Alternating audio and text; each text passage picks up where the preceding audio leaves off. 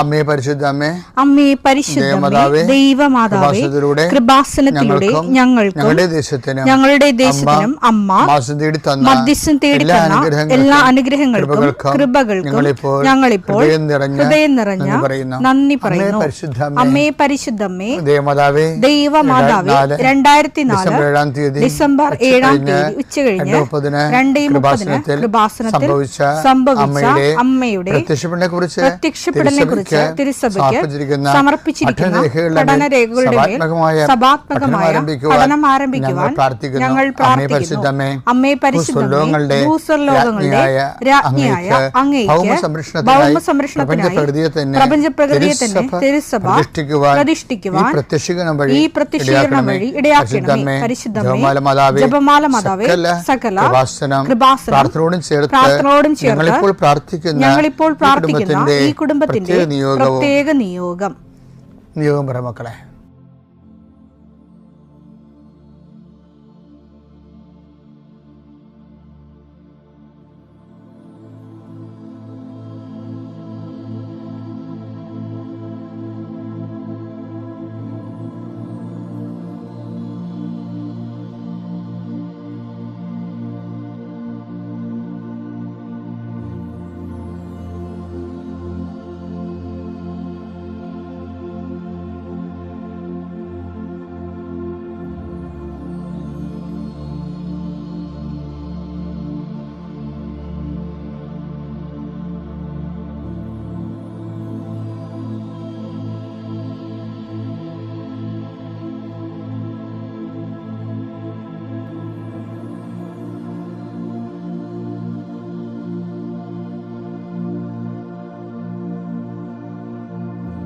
അമ്മയുടെ പ്രത്യക്ഷീകരണത്തിന്റെ ഈ അനുഗ്രഹവേളയിൽ ഞങ്ങൾക്ക് സാധിച്ചു തരുവാൻ കനിയണമേ. ആമേൻ. വിശ്വാസ പ്രമാണം.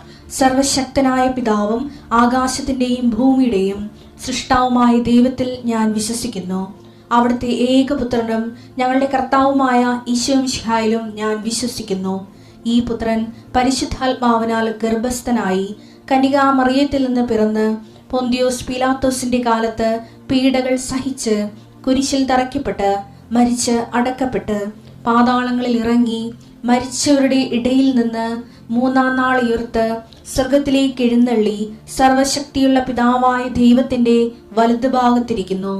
അവിടെ നിന്ന് ജീവിക്കുന്നവരെയും മരിച്ചവരെയും വിധിക്കുവാൻ വരുമെന്നും ഞാൻ വിശ്വസിക്കുന്നു. പരിശുദ്ധാത്മാവിലും ഞാൻ വിശ്വസിക്കുന്നു. വിശുദ്ധ കത്തോലിക്കാ സഭയിലും പുണ്യവാന്മാരുടെ ഐക്യത്തിലും പാപങ്ങളുടെ മോചനത്തിലും ശരീരത്തിന്റെ ഉയർപ്പിലും നിത്യമായ ജീവിതത്തിലും ഞാൻ വിശ്വസിക്കുന്നു. ആമേൻ. സ്വർഗ്ഗസ്ഥനായ ഞങ്ങളുടെ പിതാവേ, അങ്ങയുടെ നാമം പൂജിതമാകണമേ. അങ്ങയുടെ രാജ്യം വരണമേ.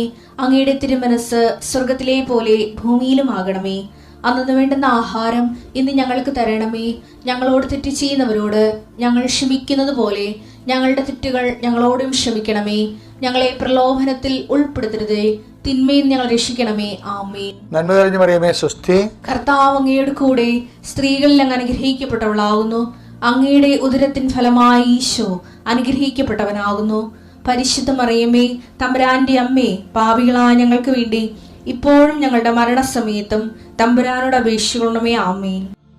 കർത്താവേ, നിന്റെ ഉന്നതമായ നാമത്തിന് സ്തോത്രം ചെയ്യുന്നു. കർത്താവേ, നിന്റെ വിശുദ്ധ പൗരോഹിത്യത്തെ മഹത്വപ്പെടുത്തണമേ.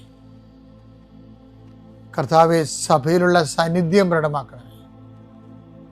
40 വർഷം ഞാൻ അർപ്പിച്ച കൃപാനയുടെ യോഗ്യതയാൽ കൃപാസന അൾത്താറെ ജീവനോടെ പ്രത്യക്ഷപ്പെട്ട പരിശുദ്ധ അമ്മയുടെ മാധ്യസ്ഥത്തിലെ ഞാൻ മക്കളെ ആശീർവദിക്കുന്നു. ഈശോയെ, ഈ പ്രാർത്ഥന ഈ പൈപ്പിൽ വെള്ളം വരണത് പോലെയാണ്. കഞ്ഞി വെക്കണമെങ്കിലും കാപ്പി അനത്തണമെങ്കിലും വെള്ളം കിട്ടണം. അതുപോലെയാണ് കർത്താവ് പലരും ലിവിങ് ബ്രെഡ് കൂടിക്കൊണ്ടിരിക്കുന്നത്. എവിടെയെങ്കിലും യാത്ര ചെയ്യുന്ന മുമ്പ് ഇതൊന്ന് കൂടിയിട്ട് പോണവരുണ്ട്. ഈശോയെ, അവർ മക്കളുടെ ഇന്നത്തെ മുഴുവൻ യാത്രകൾ ഞാൻ അങ്ങേക്ക് ഏൽപ്പിക്കുന്നു. ഞാനിപ്പോൾ കുർബാനയ്ക്ക് കയറാൻ പോവുകയാണ്.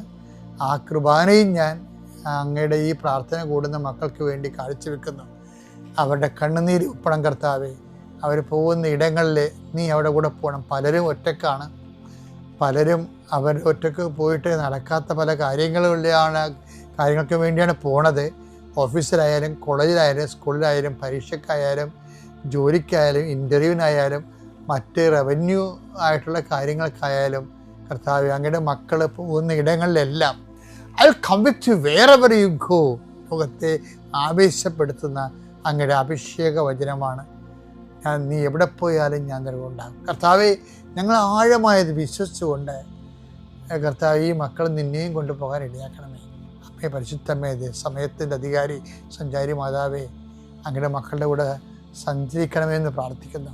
കടകമ്പോൾ നടത്തുന്നവരെ ഓർത്ത് ഞാൻ വേദനിച്ച് പ്രാർത്ഥിക്കുന്നു. കർത്താവേ, കട പൊട്ടിപ്പോകാൻ പോണവരുണ്ട്, കടം കയറി മുടിഞ്ഞവരുണ്ട്, ജപ്തി നടപടി നേരിടുന്നവരുണ്ട്, മക്കളെ ഓർത്ത് വേദനിക്കുന്നവരുണ്ട്, മക്കൾ തെറ്റായ ബന്ധങ്ങൾ അകപ്പെട്ടു പോയവരുണ്ട്, മക്കൾ പല കാര്യം വിളിച്ചു പറഞ്ഞിട്ട് മാതാപിതാക്കന്മാർക്ക് സഹായിക്കാൻ പറ്റാത്ത രീതിയിലായിട്ടുള്ളവരുണ്ട്.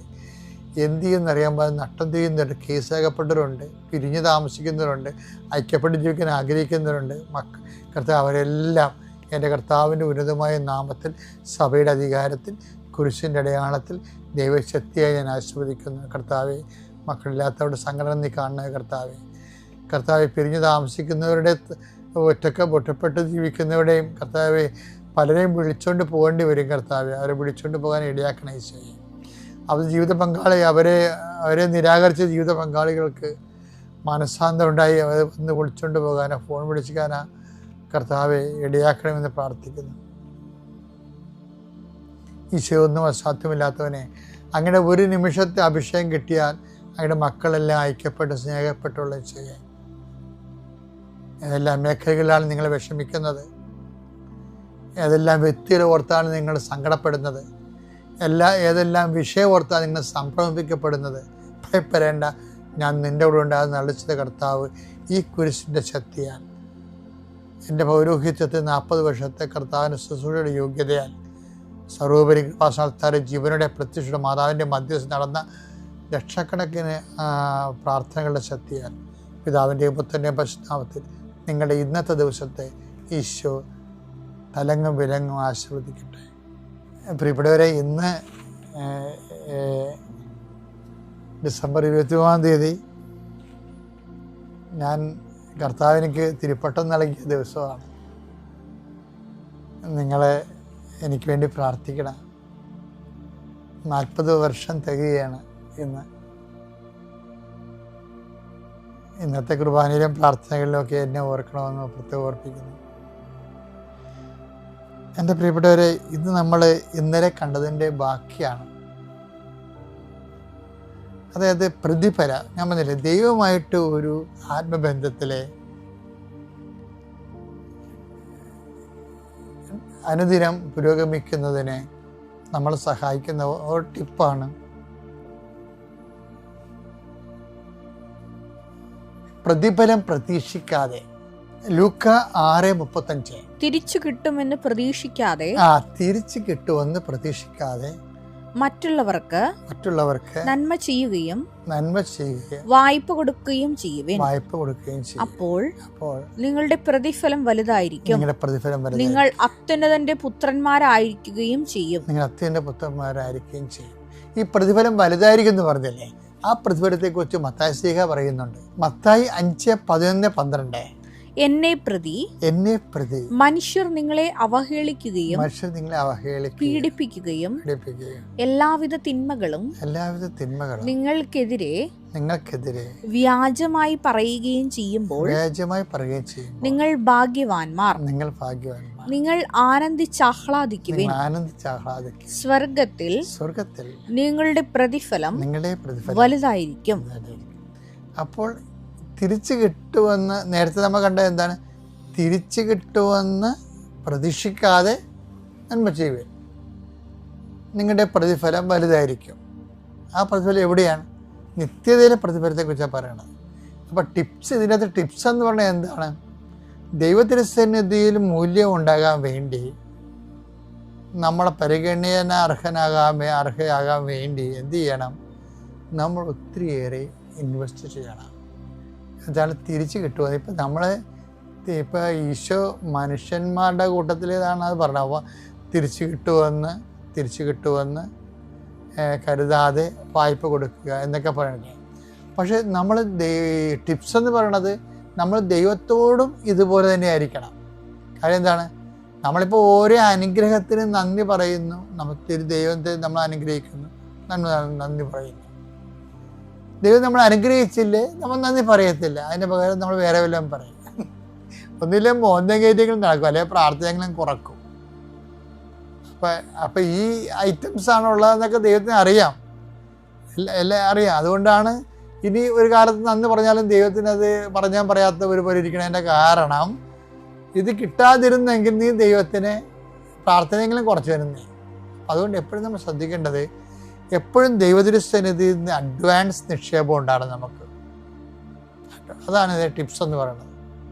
അഡ്വാൻസ് സൽപ്രവൃത്തികളായാലും ശരി, പ്രാർത്ഥനാ ജീവിതമായാലും ശരി, സുവിശേഷ കൈമാറ്റമായാലും ശരി, ഒന്നും പ്രതീക്ഷിക്കാതെ. ഈശോ എന്താ പറഞ്ഞത്? നിങ്ങൾ ഒന്നും പ്രതീക്ഷിക്കാതെ തിരിച്ചു കിട്ടുമെന്ന് ഓർക്കാതെ നന്മ ചെയ്യാൻ പറഞ്ഞു. അത് മനുഷ്യരോട് ചെയ്യാൻ പറഞ്ഞെങ്കിൽ അത് അപ്പോൾ ദൈവത്തിൻ്റെ മനസ്സിരിപ്പ് വ്യക്തമായില്ലേ? അതേ രീതി തന്നെ നമ്മൾ ദൈവത്തോടും ചെയ്യണം. ദൈവത്തിൽ നിന്ന് ഒന്നും പ്രതീക്ഷിക്കാതെ ദൈവത്തിന് വേണ്ടി ജീവിക്കണം. എന്നാൽ നിങ്ങൾ മൂല്യമുള്ളവരാകുകയും ചെയ്യും, ദൈവം നിങ്ങളെ പരിഗണിക്കുകയും ചെയ്യും നിങ്ങളുടെ പ്രാർത്ഥനകളെ. എല്ലാവനും ഈശോയ്ക്കും 1000 നന്ദി. ഉടമ്പടിയിലൂടെ ഒരുപാട് അനുഗ്രഹങ്ങൾ തന്നതിനും എനിക്കിവിടെ സാക്ഷ്യം പറയുന്നതിനും മാതാവ് തന്ന ഈ വലിയ അനുഗ്രഹത്തിന് ഞാൻ നന്ദി പറയുന്നു. എൻ്റെ പേര് ജൂനി മേരി ജോബ്. ഇതെൻ്റെ മോള് മീവൽ മിഥുൻ. ഞങ്ങൾ മണപ്പുറം ഇടവക ലിറ്റിൽ ഫ്ലവർ മോണസ്ട്രി ഇടവകയിൽ നിന്ന് വരുന്നു. ഞാൻ 2023 മാർച്ച് 6-ാം തീയതിയാണ് ഉടമ്പടി എടുത്തത്. ഉടമ്പടിയിലൂടെ ചെറുതും വലുതുമായ ഒരുപാട് അനുഗ്രഹങ്ങൾ മാതാവ് എനിക്ക് തന്നു. ആദ്യമായി എനിക്ക് ഇവിടെ സാക്ഷ്യം പറയാനുള്ളത് എൻ്റെ ജോലിയെക്കുറിച്ചാണ്. ഞാനൊരു നേഴ്സാണ്. അപ്പോൾ പല ഹോസ്പിറ്റലുകളിലായി ഒരുപാട് വർഷം, 10-14 വർഷത്തോളം ഞാൻ ജോലി ചെയ്തു. അപ്പോൾ എനിക്ക് ഈ നൈറ്റ് ഡ്യൂട്ടി ഉള്ള ജോലി സത്യം പറഞ്ഞാൽ വളരെ പാടായിരുന്നു. വീട്ടിലെ കാര്യങ്ങളും വീട്ടിലെ എല്ലാ കാര്യങ്ങളും നൈറ്റ് ഡ്യൂട്ടിയുള്ള ജോലിയും എല്ലാം കൂടെ ഒരുമിച്ച് കൊണ്ടുപോലെ എനിക്ക് വളരെ പാടുള്ള കാര്യമായിരുന്നു.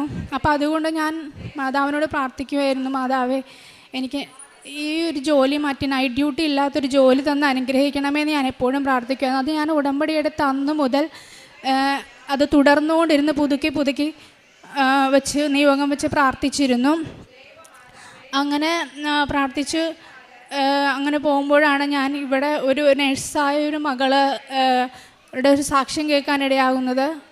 ആ മകളും ഇതേപോലെ നൈറ്റ് ഡ്യൂട്ടി ഇല്ലാത്തൊരു ജോലി തരണേന്ന്, എൻ്റെ അലച്ചിലുകൾ മാറ്റിത്തരണമെന്ന് പ്രാർത്ഥിച്ചതിൻ്റെ ഫലമായി അടുത്തുള്ളൊരു സ്കൂളിൽ ആ കുട്ടിക്ക് ജോലി കിട്ടി എന്നുള്ള സാക്ഷ്യം ഞാൻ കേട്ടു.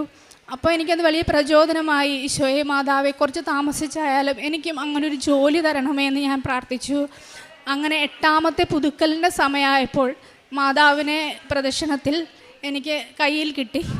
അപ്പോൾ ആ കിട്ടിയ നിമിഷം മുതൽ മാതാവിൻ്റെ കയ്യിൽ നിന്ന് പോകുന്ന സമയം വരെ ഞാൻ പ്രാർത്ഥിച്ചു, മാതാവേ എനിക്ക് ആ ജോലി, എനിക്ക് നൈറ്റ് ഡ്യൂട്ടി ഇല്ലാത്തൊരു ജോലി തന്ന് അനുഗ്രഹിക്കണം, എൻ്റെ അലച്ചിലുകളൊന്ന് മാറ്റിത്തരണേ മാതാവേന്ന്.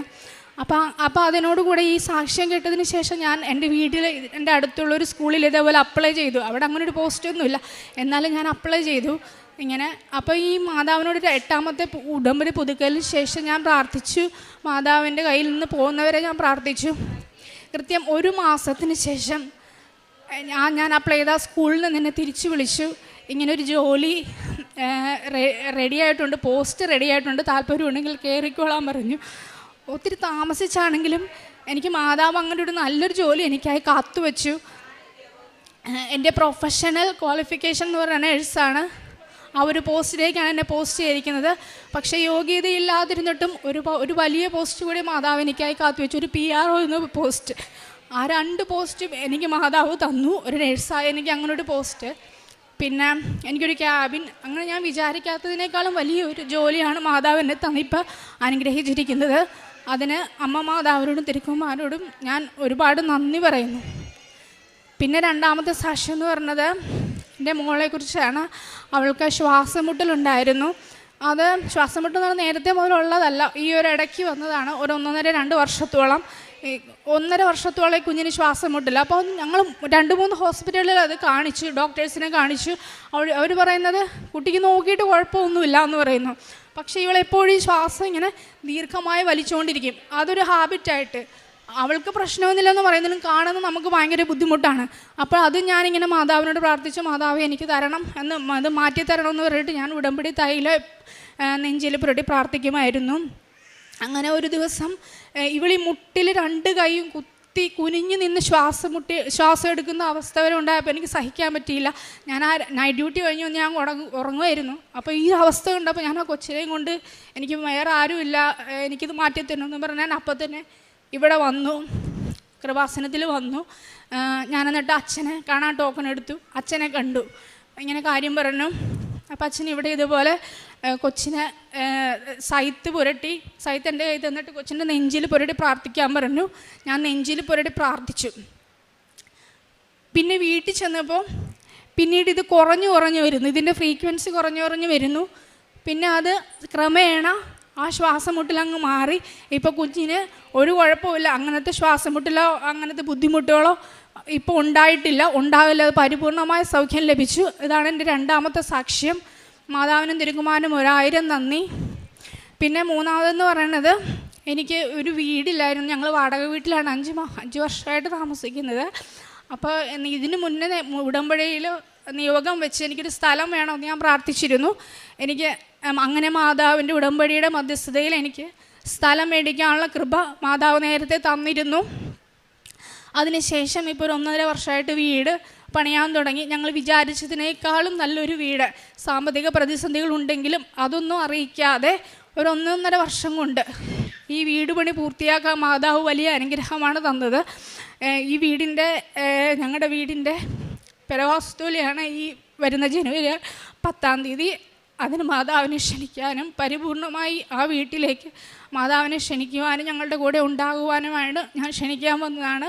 ആ വീട് സ്ഥലവും തന്ന മാതാവിന് വലിയ നന്ദി പറയുന്നു, തിരുക്കുമാരനും വലിയ നന്ദി പറയുന്നു. അതെൻ്റെ 3ാമത്തെ സാക്ഷ്യം. പിന്നെ എനിക്ക് പറയാനുള്ളത്, എൻ്റെ കവിളിൽ ഇടതുവശത്തായിട്ടൊരു ചെറിയ തടിപ്പുണ്ടായിരുന്നു. അത് 1-2 മാസത്തോളം ഉണ്ടായിരുന്നു. അപ്പോൾ ഞാനെപ്പോഴും, എനിക്ക് ഡോക്ടറെയൊക്കെ കാണാൻ ഭയങ്കര പേടിയായിരുന്നു. എന്താണെന്ന് അറിയത്തില്ല. അപ്പോൾ ഞാൻ ഈ ഉടമ്പടി തൈലം പുറത്ത് കവിളിൻ്റെ പുറത്തും പുരട്ടും, ഉടമ്പടിയുടെ തേന് കവിളിൻ്റെ ഉള്ളിലും പുരട്ടി പ്രാർത്ഥിക്കുമായിരുന്നു. അങ്ങനെ കുറച്ച് നാൾ, അപ്പോൾ ഈ വിശ്വാസത്തോടെ തന്നെ ഞാൻ പ്രാർത്ഥിക്കും. അച്ഛൻ പറഞ്ഞ പോലെ വിശ്വാസ പ്രമാണം ചൊല്ലി ഞാനത് പ്രാർത്ഥിക്കുമായിരുന്നു. ക്രമേണ ആ തടുപ്പിൻ്റെ വലിപ്പം കുറഞ്ഞു വന്നു. ഞാനൊരു ഡോക്ടറെയും കാണിച്ചില്ല, കുറഞ്ഞ് അത് പരിപൂർണമായിട്ടും ഇപ്പോൾ ഭേദപ്പെട്ടു. ഇപ്പോൾ അങ്ങനത്തെ ഒരു മുഴയോ ഒരു തടിപ്പോ ഒന്നും അവിടെ ഇല്ല.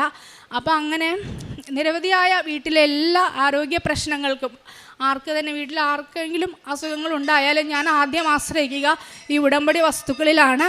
ഞാൻ എവിടെയൊക്കെ അത് അപ്ലൈ ചെയ്തിട്ടുണ്ടോ എനിക്കതിന് ഇന്ന് വരെ ഒരു പരിഹാരം ഉണ്ടായിട്ടുണ്ട്. അത് ഉറപ്പാണ്. നമ്മൾ വിശ്വസിച്ച് പ്രാർത്ഥിക്കണമെന്ന് മാത്രമേ ഉള്ളൂ.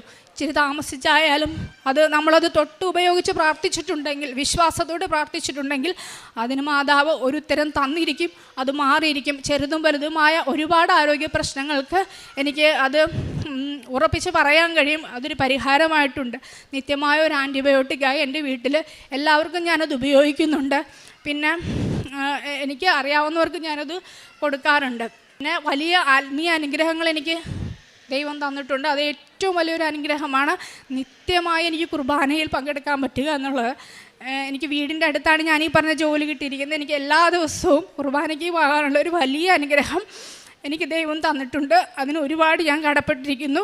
അതുപോലെ തന്നെ പിന്നെ എനിക്ക് ബൈബിള് നിത്യേന കൃത്യമായി ഞാൻ 1/2 മണിക്കൂർ ബൈബിള് വായിക്കും. അത് വായിച്ചില്ലെങ്കിൽ എനിക്കിപ്പോൾ അതൊരു ഹാബിറ്റായി തീർന്നതുകൊണ്ട് എനിക്ക് വായിച്ചില്ലെങ്കിൽ ഭയങ്കര ബുദ്ധിമുട്ടാണ്. അപ്പോൾ ഈശോയോട് എന്ത് കാര്യം ഉണ്ടായാലും ഈശോയോട് ഒരുമിച്ച് പോകാൻ എനിക്ക് സാധിക്കുന്നുണ്ട്. ഈശോയുടെ ഒരു പ്രസൻസ്, അമ്മ മാതാവിൻ്റെ പ്രസൻസ്, എന്ത് തന്നെ പ്രതിസന്ധി ഉണ്ടായാലും ഈ ഉടമ്പടിയിലൂടെ ഈശോ ചേർത്ത് പിടിച്ചിട്ടുണ്ട്. ഒരു പരിഹാരം ഉണ്ടെന്നുള്ളത് എനിക്ക് ഉറപ്പാണ്. പിന്നെ അതുപോലെ തന്നെ പ്രേക്ഷിത പ്രവർത്തനങ്ങളായിട്ട് പത്രം എല്ലാ മാസവും ഞാൻ കൃത്യമായി മുടങ്ങാതെ വാങ്ങിച്ചു കൊടുക്കും മറ്റുള്ളവർക്ക്. പറ്റാവുന്നവരോടൊക്കെ ഓട്ടോറിക്ഷ സ്റ്റാൻഡിൽ അച്ഛൻ പറഞ്ഞതുപോലെ ഞാൻ ചെല്ലും. അവരോട് ഞാൻ ഇപ്പം പറയും. എനിക്ക് മടിയുണ്ടായിരുന്നു ആദ്യമൊക്കെ, പക്ഷെ എന്നാലും ഇപ്പോൾ അതൊരു ശീലമായിട്ടുണ്ട്. അപ്പോൾ അവർ തിരിച്ച് ചോദിക്കും, നിങ്ങൾക്ക് എന്തൊക്കെ അനുഗ്രഹങ്ങളാണ് കിട്ടിയത്? അപ്പോൾ ഞാൻ എനിക്ക് കിട്ടിയത് പറയും. അങ്ങനെ ഞാൻ കൊടുക്കാറുണ്ട്. പിന്നെ കാരുണ്യ പ്രവർത്തികളെന്ന് പറയാനായിട്ട് എന്നെക്കൊണ്ട് കഴിയുന്നത് പോലെ പൈസ ആവശ്യമുള്ളവർക്ക് ചെറിയ രീതിയിലാണെങ്കിലും ഞാനത് കൊടുക്കും. പിന്നെ വൃദ്ധമന്ദിരത്തിലൊക്കെ പോയിട്ട് അവിടെ അമ്മച്ചിമാരുടെ അവിടെയുള്ള ചേച്ചിമാരുടെയൊക്കെ കൂടെ അവിടെയുള്ള അമ്മച്ചിമാർക്ക് കുളിപ്പിക്കുന്നതിനും അവരുടെ വസ്ത്രങ്ങൾ അലക്കുന്നതിനും അതുപോലെ തന്നെ അവരുടെ വീടും പരിസരവും ഒക്കെ വൃത്തിയാക്കി കൊടുക്കുന്നതിനും ഞാൻ ശ്രദ്ധിക്കാറുണ്ട്. അതൊക്കെയാണ് എനിക്ക് തന്ന കാരുണ്യ പ്രവർത്തികൾ, ഞാൻ ചെയ്ത കാരുണ്യ പ്രവർത്തികൾ. പിന്നെ ആത്മീയമായിട്ട് ഞാൻ ഒരുപാട് ഉന്നതിയിലേക്കാണ് ഇപ്പോൾ വന്നിരിക്കുന്നത്. ഈ ഉടമ്പടി ജീവിതത്തിൽ തുടരാൻ തന്നെയാണ് ഞാൻ ആഗ്രഹിക്കുന്നത്. എൻ്റെ കുഞ്ഞുമകളെയും ഞാൻ ഈ ഉടമ്പടിയിലൂടെ മാതാവിൻ്റെ മധ്യസ്ഥതയിൽ തന്നെ വളർത്താനാണ് എൻ്റെ ആഗ്രഹം. പിന്നെ അമ്മ മാതാവിൻ്റെ കൈ പിടിച്ച് ഈശോയോടൊപ്പം ഈ നിത്യജീവിതത്തിലേക്കുള്ള യാത്രയിൽ യോഗ്യതയില്ലായിരുന്നിട്ടും എന്നെയും എൻ്റെ കുടുംബത്തെയും മാതാവ് തിരഞ്ഞെടുത്തതിന് ഒരുപാട് തിരുക്കുമാരനും മാതാവിനും ഒരുപാട് നന്ദി പറഞ്ഞുകൊണ്ട്, എൻ്റെ ഈ സാക്ഷ്യം പറയാനായിട്ട് എന്നെ അനുവദിച്ചതിന് നന്ദി പറഞ്ഞുകൊണ്ട് ഞാൻ ഈശോയ്ക്ക് ഈ സാക്ഷ്യം സമർപ്പിക്കുന്നു. എൻ്റെ പേര് ചന്ദ്രബാബു എന്നാണ്. ഞാൻ അമ്മയായിട്ട് അടുത്ത് എനിക്ക് മുൻപൊരു പരിചയവുമില്ല, അല്ലെങ്കിൽ ഒരു അറിവുമില്ല. ഞാൻ ക്ഷേത്രവുമായി വളരെ അടുത്ത് ബന്ധപ്പെട്ട് നിൽക്കുന്ന ഒരു വ്യക്തിയാണ്. ഞാനിപ്പോൾ സാക്ഷ്യം പറയുന്നത് എൻ്റെ തൊട്ടടുത്ത് നിൽക്കുന്ന ഈ സഹോദരിക്ക് വേണ്ടി കൂടിയാണ്. അപ്പം ഞാൻ അമ്മയെ അടുത്തറിയുന്നത്, ഞാൻ കോൺട്രാക്റ്റ് വർക്കൊക്കെ ചെയ്ത് അങ്ങനെ ജീവിതം മുന്നോട്ട് കൊണ്ടുപോകുന്ന ഒരാളാണ്. വലിയ സാമ്പത്തികത്തിലേക്ക് എത്തുകയും, അപ്പോൾ പുറത്തുനിന്ന് ആരും ഞാൻ കൊടുക്കാനുള്ളതല്ല, എനിക്ക് കിട്ടാനുള്ളതാണ്. അപ്പോൾ അതിനെ തുടർന്ന് എനിക്ക് കുടുംബത്തിൽ നിന്ന് തന്നെ എന്നോട് ഭാര്യയും മക്കളുമൊക്കെ തുടർച്ചയായി ഇങ്ങനെ സംസാരിച്ചതും എന്നെ ശകാരിച്ചതിൻ്റെ അടിസ്ഥാനത്തിൽ ഞാൻ ഇതിനൊരു പ്രതിവിധി വേണമല്ലോ. അപ്പോൾ ഞാൻ ഇവരോട് ചോദിക്കുന്നില്ല ഈ പണം. ചോദിക്കാത്തതിൻ്റെ കാരണം, എനിക്ക് ലക്ഷം തലമുള്ളവർ പോലും എനിക്കെതിരെ ഈ കേസ് കൊടുത്തിട്ടുണ്ട്. ഞാൻ കൊല്ലാൻ ശ്രമിച്ചെന്നൊക്കെ പറഞ്ഞ് എനിക്കെതിരെ കേസ് കൊടുത്തിട്ടുണ്ട്. അങ്ങനെ ഇരിക്കെ ഞാൻ യൂട്യൂബിൽ നിന്നൊരു പ്രാർത്ഥന എടുത്തു. പ്രാർത്ഥന മാതാവിനോടുള്ള പ്രാർത്ഥനയാണ്. അപ്പം ഞാൻ ആവശ്യപ്പെട്ടത് എനിക്ക് മരിക്കണമെന്നാണ്. ആരും അറിയാതെ ആദ്യമായിട്ടാണ് ഞാൻ ഇങ്ങനെയൊരു, എൻ്റെ കുടുംബത്തോട് ഞാൻ ഇതുവരെയും പറയാത്തൊരു കാര്യം, എനിക്ക് മരിക്കണം. എനിക്ക് ആത്മഹത്യ ചെയ്യാനോ അല്ലെങ്കിൽ മറ്റൊരു തരത്തിലേക്ക് മരണപ്പെടാൻ എനിക്ക് പറ്റത്തില്ല. അതിനുള്ള സാഹചര്യം അങ്ങനല്ല. അതുകൊണ്ട് ആരും അറിയാതെ പെട്ടെന്ന് ഒരു നിമിഷം ഉണരരുതെന്നുള്ളതാണ് എൻ്റെ ആവശ്യം. 21 ദിവസം ഞാൻ പ്രാർത്ഥിച്ചു. അത് പ്രാർത്ഥിക്കുന്നത് വെളുപ്പിലെ 3 മണിക്കാണ്. ഞാൻ അങ്ങനെ മറ്റൊരാളോട് അന്വേഷിച്ചപ്പം ഈ 3 മണി സമയത്ത് പ്രാർത്ഥിക്കുന്നത് നടക്കും എന്ന് എനിക്കൊരറിവ് കിട്ടി. അങ്ങനെ ഞാൻ ഈ 21 ദിവസം പ്രാർത്ഥിച്ചു. 21ൻ്റെ അന്ന് ഞാൻ വാഹനം ഓടിച്ചു വരുന്ന വഴിക്ക്, ബൈക്ക് ഓടിച്ചു വരുന്ന വഴിക്ക് എൻ്റെ കണ്ണിൻ്റെ കാഴ്ച നഷ്ടപ്പെട്ടു.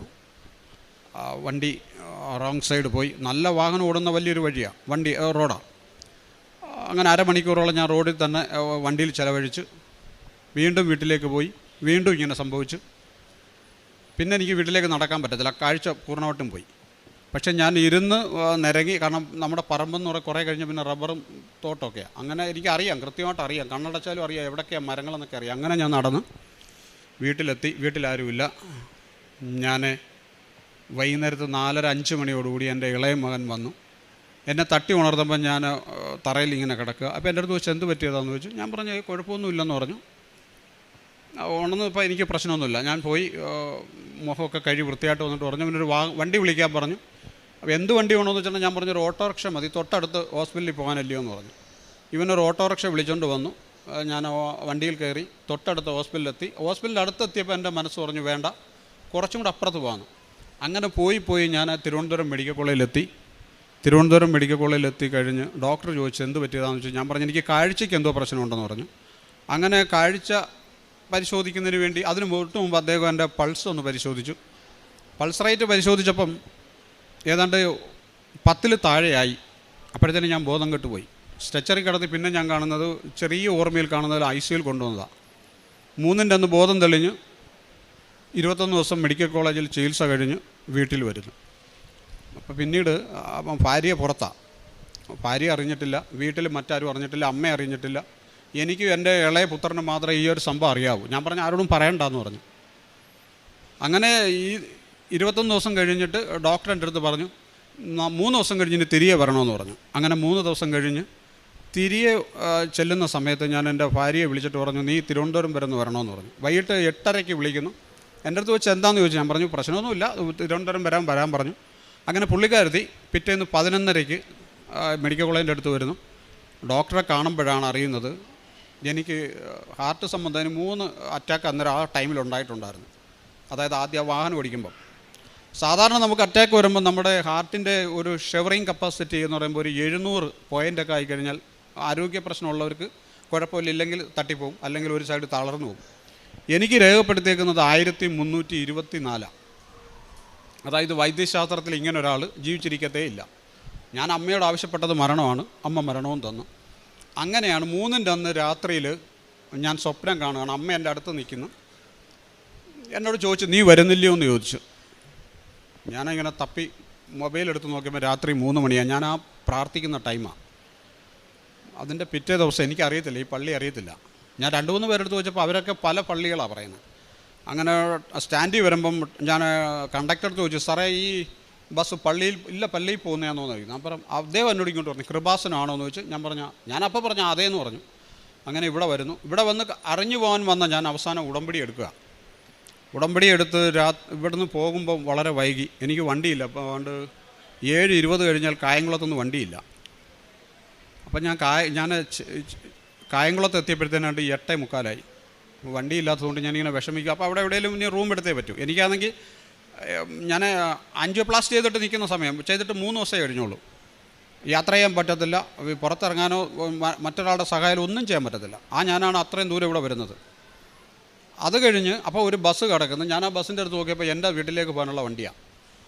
അപ്പം ഞാൻ ചോദിച്ചു ഡ്രൈവറോട് ചോദിച്ചു സാറേ ഇപ്പോൾ വണ്ടി ഉണ്ടോ എന്ന് വെച്ചാൽ ഇതൊരു സ്പെഷ്യൽ വണ്ടിയാണെന്ന് പറഞ്ഞു. ആ വണ്ടി കയറി.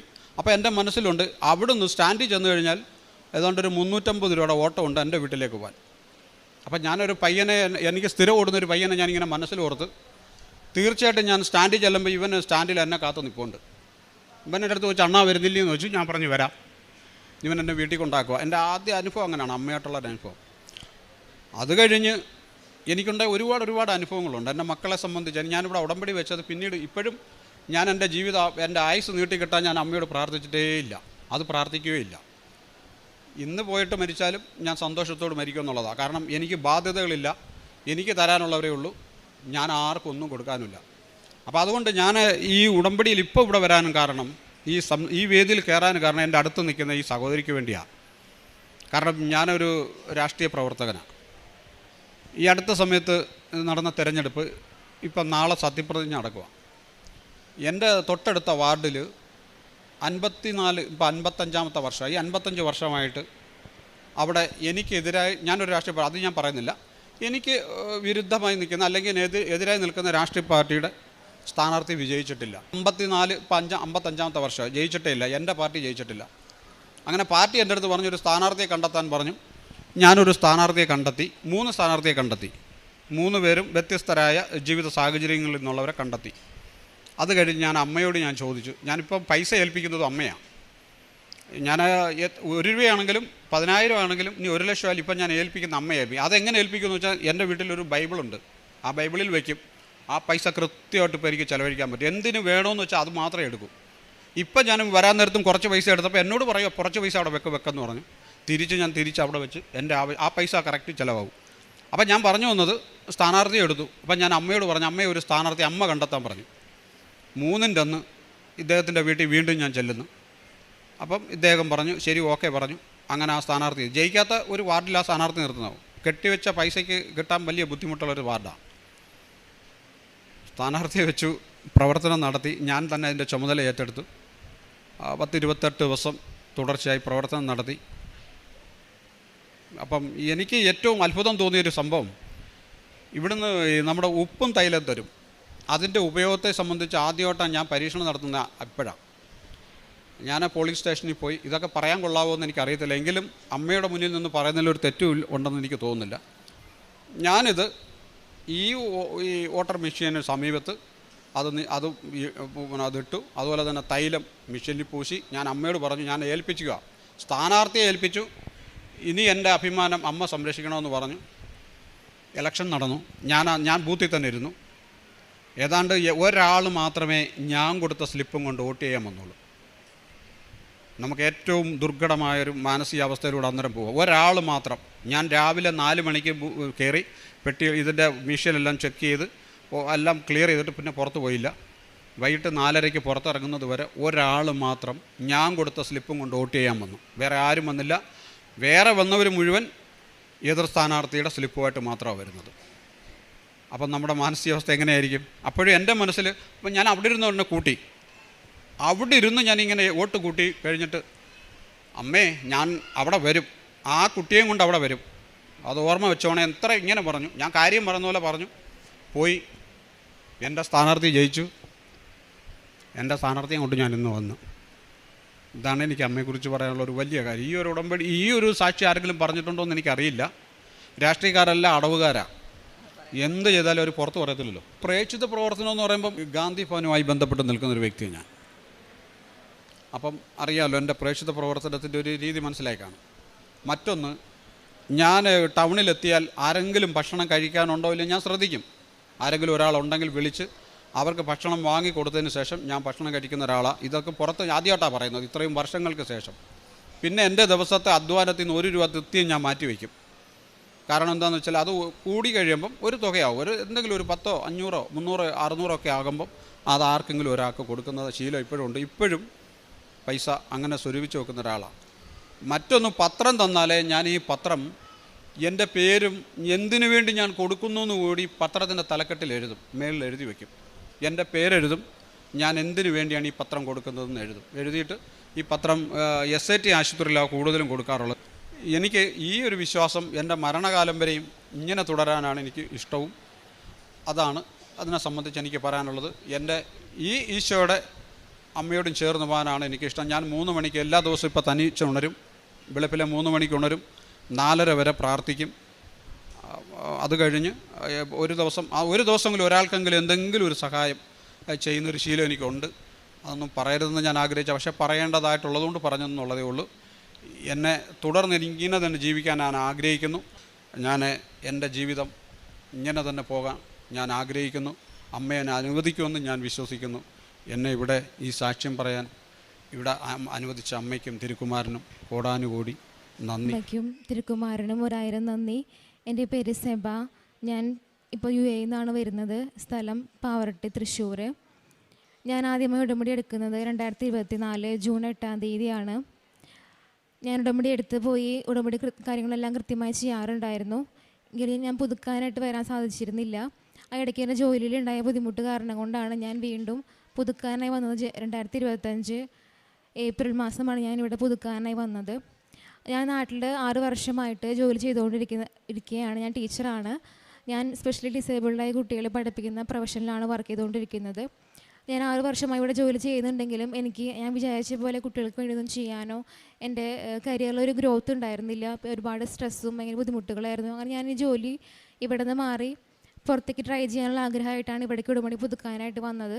ഞാൻ BEd കഴിഞ്ഞിട്ട് 8 വർഷമായെങ്കിലും ഞാൻ ട്രൈ ചെയ്യുന്നുണ്ടെങ്കിലും എനിക്ക് പുറത്ത് പോകാൻ സാധിക്കുന്നുണ്ടായിരുന്നില്ല. ഞാൻ ദുബായിലേക്ക് പോകാനായിരുന്നു എനിക്ക് ആഗ്രഹം ഉണ്ടായിരുന്നത്. അങ്ങനെ ഞാൻ ഉടമ്പടി പുതുക്കാനായി ഏപ്രിൽ വന്നു. ഉടമ്പടി പുതുക്കി തിരിച്ചു പോയതിനു ശേഷം ഞാൻ കൃത്യമായിട്ട് എല്ലാ കാര്യങ്ങളും ചെയ്തുകൊണ്ടിരുന്നു.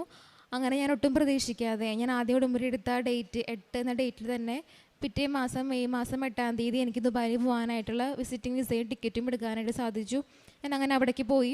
അവിടെ എത്തിയതിന് ശേഷവും ഞാൻ 3 മാസവും അവിടെ ഓഗസ്റ്റിൽ സ്കൂൾ പൂട്ടുന്നതിന് മുൻപായിട്ട് എവിടെയെങ്കിലും ജോലി ശരിയാക്കുക എന്നുള്ളതായിരുന്നു എൻ്റെ ഉദ്ദേശം. ഞാൻ അങ്ങനെ കൃത്യമായിട്ട് അവിടെയും പോയിട്ടും ട്രൈ ചെയ്തുകൊണ്ടിരുന്നു. ഇൻ്റർവ്യൂവിനെല്ലാം ഓൺലൈനായിട്ടും ഓഫ്ലൈനായിട്ടൊക്കെ ഇൻ്റർവ്യൂവിന് പോയിട്ടും എനിക്ക് ജോലിയിലൊന്നും ശരിയാവുന്നുണ്ടായിരുന്നില്ല. ഞാൻ അന്ന് ഇൻ്റർവ്യൂവിന് പോയിരുന്നതെല്ലാം ഇന്ത്യൻ സ്കൂളുകളിലായിരുന്നു കൂടുതൽ ഇൻ്റർവ്യൂ കിട്ടിക്കൊണ്ടിരുന്നുണ്ടായിരുന്നത്. ഞാൻ നന്നായിട്ട് പഠിച്ചും അതുപോലെ ഡെമോ ക്ലാസ് എടുത്തും ഒക്കെ ചെയ്തിട്ടും എനിക്ക് അവസാനമാകുമ്പോൾ എന്തെങ്കിലും ചെറിയ കാര്യങ്ങൾ കൊണ്ട് എനിക്ക് ജോലി കിട്ടാതെ വരുന്നൊരവസ്ഥയായി. ഞാൻ ആഗ്രഹിച്ച ആൾക്കാരെ ഇന്നൊന്നും എനിക്കൊന്നും ഒരു സഹായം അവിടെ നിന്ന് ലഭിച്ചില്ല. ഞാൻ അങ്ങനെ ആകെ സാമ്പത്തികമായ ബുദ്ധിമുട്ടും അങ്ങനെ ഒരുപാട് ഇഷ്യൂസ് കാരണം ഞാൻ വളരെ വിഷമത്തിലായി. 3 മാസം കഴിയാറായി. അങ്ങനെ പോയിക്കൊണ്ടിരിക്കുന്ന സമയത്ത് ഓഗസ്റ്റ് മാസമായപ്പോഴേക്കും എനിക്ക് തീരെ വിസ പുതുക്കണം, നാട്ടിലേക്ക് തിരിച്ച് വരേണ്ട ഒരവസ്ഥയിലേക്ക് എത്തി. ജോലി ശരിയാകുന്നില്ല. അങ്ങനെ ഞാൻ ഈ ചൊവ്വാഴ്ചകളിലെ ഉടമ്പടി ധ്യാനം അവിടെ ഓൺലൈനിൽ മുടങ്ങാതെ കാണാറുണ്ടായിരുന്നു. അങ്ങനെ ഒരു ചൊവ്വാഴ്ച ഞാൻ വളരെ സങ്കടപ്പെട്ട് ഞാൻ കരയുന്നുണ്ടെങ്കിലും സൗണ്ട് പുറത്ത് വരുന്നില്ലെങ്കിൽ ഞാൻ അലറിയാണ് ഞാൻ കരയുന്നത്. അത്രയും വിഷമത്തിൽ ഞാൻ പറഞ്ഞു, മാതാവ് എനിക്കൊരു തീരുമാനം നീ ഇന്ന് തരണം, അല്ലെങ്കിൽ എനിക്ക് ഇവിടെ നിൽക്കാൻ പറ്റില്ല എന്ന് പറഞ്ഞ് ഞാൻ ഒരുപാട് വിഷമിച്ച് കരഞ്ഞു. അന്ന് ഞാൻ ആ ചൊവ്വാഴ്ച ഞാൻ കരഞ്ഞുകൊണ്ടിരിക്കുന്ന സമയത്ത് തന്നെ ഞാൻ മുൻപ് CV കൊടുത്തിരുന്ന എൻ്റെ ഒരു ഫ്രണ്ട് എന്നെ വിളിച്ചു. അവളെന്നോട് പറഞ്ഞു, എനിക്ക് ജോലി സ്ഥലത്ത് നിൻ്റെ CV ഞാൻ കൊടുത്തിട്ടുണ്ട്, ചിലപ്പോൾ നിന്നെ അവർ വിളിക്കും, നീ അതിൻ്റെ പ്രാർത്ഥിക്കുമെന്ന് പറഞ്ഞു. അങ്ങനെ ഞാൻ അതുകൊണ്ട് വീണ്ടും പ്രാർത്ഥിച്ചു തുടങ്ങി. അങ്ങനെ പ്രതീക്ഷിക്കാതെ തന്നെ അവർ ആ സ്കൂളിൽ ഇൻ്റർവ്യൂവിന് വിളിച്ചു. ഞാൻ അതുവരെ ഇൻ്റർവ്യൂവിന് പോയതെല്ലാം ദുബായിലായിരുന്നു, അബുദാബിക്ക് ഇതുവരെ പോയിട്ടുണ്ടായിരുന്നില്ല. പക്ഷെ എന്നെ വിളിച്ച സ്കൂൾ അബുദാബിയിലായിരുന്നു. മാത്രമല്ല അതൊരു ബ്രിട്ടീഷ് കരിക്കുലർ സ്കൂളായിരുന്നു. അപ്പോൾ എൻ്റെ വലിയൊരു ആഗ്രഹമായിരുന്നു ഈ ബ്രിട്ടീഷ് കരിക്കുലത്തിൽ വർക്ക് ചെയ്യുന്നുള്ളത്. പക്ഷെ ഞാൻ ആഗ്രഹിക്കാതെയാണ് എനിക്ക് ആ കോൾ അവിടെ നിന്ന് വന്നത്. അങ്ങനെ ഞാൻ ആ ഇൻ്റർവ്യൂവിന് പോകുന്ന സമയത്തും എനിക്ക് അറിയില്ല ഞാൻ ആദ്യം അവിടേക്ക് പോകുന്നെങ്കിലും എനിക്ക് അവിടെ ആരും പരിചയമില്ലെങ്കിലും ഞാൻ പോകുന്ന സമയത്തെല്ലാം മാതാവ് ഉടമ്പടി എടുത്ത പല വ്യക്തികളെയും പരിചയപ്പെട്ട് എനിക്ക് പോകാനും വരാനൊക്കെ സൗകര്യം ഒരുക്കി തന്നു. ഞാൻ അവിടെ എത്തി ഇൻ്റർവ്യൂവിൻ്റെ സമയത്ത് കയറുമ്പോൾ എൻ്റെ ഫ്രണ്ട് എന്നോട് പറഞ്ഞു, ഇത് ബ്രിട്ടീഷ് കരിക്കുലർ സ്കൂളാണ്, നല്ല ലാംഗ്വേജ് ഫ്ലുവൻ്റ് ആയിരിക്കണം, അല്ലെങ്കിൽ അത് കിട്ടില്ല എന്ന് പറഞ്ഞിരുന്നു. ഞാൻ മലയാളം മീഡിയം സ്കൂളിൽ പഠിച്ച ഒരാളെ, എനിക്ക് അത്ര വലിയ ലാംഗ്വേജ് ഫ്ലുവൻസി സ്പീക്കിങ്ങിലില്ല. പക്ഷേ എന്നാലും ഞാൻ അതിന് മുൻപായിട്ട് ഞാൻ ഉടമ്പടി ഉപ്പെടുത്ത് സ്കൂളിന് ചുറ്റും ഇട്ട് പ്രാർത്ഥിച്ചിരുന്നു. അതേപോലെ ഉടമ്പടി തേൻ കഴിച്ചിട്ടാണ് ഞാൻ ഇൻ്റർവ്യൂവിന് മുൻപ് ഹാളിൽ കയറിയത്. ഞാൻ വിചാരിച്ച പോലെ തന്നെ എനിക്ക് അതിനെല്ലാം ആൻസേഴ്സ് പറയാൻ സാധിച്ചു. ഞാൻ മാതാവിനോട് പറഞ്ഞു, അവസാനം ഞാൻ പറഞ്ഞിരുന്നു, മാതാവ് എനിക്ക് ഏത് ജോലിയാണ് കിട്ടുന്നത്, ഞാൻ ആ ഇൻ്റർവ്യൂവിന് പോയ ഡ്രസ്സ് ഇട്ട് വന്ന് സാക്ഷ്യം പറഞ്ഞ മാതാവിനോട് പറഞ്ഞു. അതോ ഞാൻ എന്നീ ഡ്രസ്സ് ഇട്ട് വന്നിരിക്കുന്നത് മാതാവിന് മുമ്പിൽ. അങ്ങനെ എനിക്ക് ആ ഇൻ്റർവ്യൂവിൽ ഞാൻ പാസ്സായി. പക്ഷെ അവരെന്നോട് പറഞ്ഞു, നീ ഒന്നുകൂടി വെയിറ്റ് ചെയ്യണം, കാരണം അവിടെ ADEK എന്ന് പറഞ്ഞ ഒരു മിനിസ്ട്രിയുടെ അപ്രൂവൽ കിട്ടിയാലാണ് ജോലിക്ക് കയറാനായിട്ട് സാധിക്കുള്ളൂ. അപ്പോൾ അത് കിട്ടുന്നത് ഭയങ്കര ബുദ്ധിമുട്ട്, ചിലപ്പോൾ കിട്ടില്ലാതിരിക്കാനും സാധ്യതയുണ്ട്, അതുകൊണ്ട് നീ വെയിറ്റ് ചെയ്യ്, അവരറിയിക്കാമെന്ന് പറഞ്ഞു. അങ്ങനെ എനിക്ക് മുൻപുള്ള ഒരു ടീച്ചർ അവർ ഇൻ്റർവ്യൂ കഴിഞ്ഞ് സെലക്ട് ചെയ്തിട്ടും ഈ അപ്രൂവൽ കിട്ടാത്ത കാരണം കൊണ്ട് ആൾ തിരിച്ചു പോകേണ്ട അവസ്ഥ ഉണ്ടായിട്ടുണ്ട്. അതുകൊണ്ട് എനിക്കൊരു പ്രതീക്ഷ ഉണ്ടായിരുന്നില്ല, ഇനിയിപ്പോൾ ഇത് കിട്ടുമോ എന്നൊരു സംശയത്തിലായി വീണ്ടും. പക്ഷേ എന്നാലും വീട്ടിൽ നിന്ന് എല്ലാവരും പ്രാർത്ഥിക്കുന്നുണ്ടായിരുന്നു. അങ്ങനെ ഞാൻ വീണ്ടും പറഞ്ഞു, മാതാവേ എനിക്കിത് നടത്തി തരണമെന്ന് വന്ന് പ്രാർത്ഥിച്ചു. അങ്ങനെ എനിക്കൊരു ഞാൻ സെപ്റ്റംബർ 8-ാം തീയതി അങ്ങനെ ഡേറ്റ് വിചാരിച്ചിട്ടുണ്ടായിരുന്നത്, പക്ഷേ എനിക്ക് അന്ന് കിട്ടിയില്ല. സെപ്റ്റംബർ 18-ാം തീയതി എനിക്ക് ADEKൻ്റെ അപ്രൂവൽ കിട്ടി, എനിക്ക് ജോയിൻ ചെയ്യാനായിട്ട് സാധിച്ചു.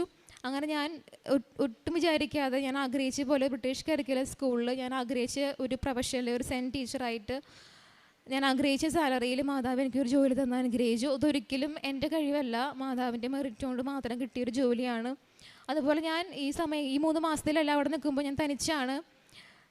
എനിക്ക് ആത്മീയമായിട്ട് ഒരുപാട് സഹനങ്ങളുണ്ടെങ്കിൽ പോലും ഞാൻ ആത്മീയമായിട്ട് ഒരുപാട് ഉടമ്പടിയിലെടുത്തതും മാതാവിൻ്റെ അടുത്തതും ഈ സമയത്താണ്. എനിക്ക് അങ്ങനെ ഉടമ്പടി പത്രവും കാശുരവും മാത്രമാണ് അവിടെ ആശ്രയം ഉണ്ടായിരുന്നത്. എനിക്ക് ഓരോ വിഷമങ്ങൾ ഉണ്ടാകുമ്പോൾ ഞാൻ ചെറിയൊരു പേപ്പറിൽ എഴുതിയിട്ട് ഞാനത് ഉടമ്പടി പത്രത്തിനുള്ളിൽ വെച്ചിട്ട് ഉപ്പിട്ട് പ്രാർത്ഥിക്കുമായിരുന്നു.